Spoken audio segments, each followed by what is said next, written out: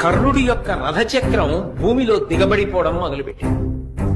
అవతల సరిగ్గా నిలబడడానికి లేదు. భార్గవాస్త్రమా జ్ఞాపకానికి రావట్లేదు.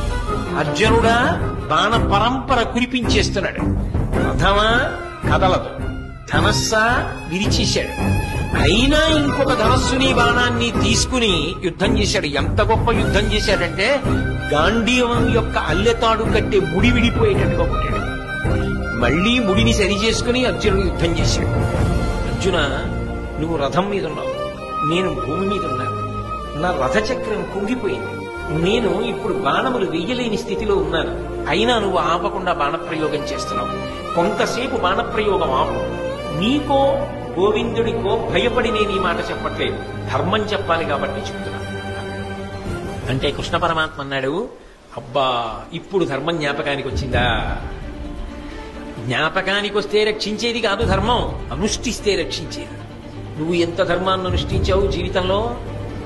పాండవులను తక్కువ చేసి మాట్లాడినప్పుడు ఈ ధర్మం జ్ఞాపకానికి రాలా? ద్రౌపదీదేవిని అవమానించినప్పుడు ఈ ధర్మం జ్ఞాపకానికి రాలా? అదే పనిగా అర్జునుడిని చిన్నతనం చేసి మాట్లాడినప్పుడు ఈ ధర్మం జ్ఞాపకానికి రాలా? నువ్వు పాటించనిది ధర్మం.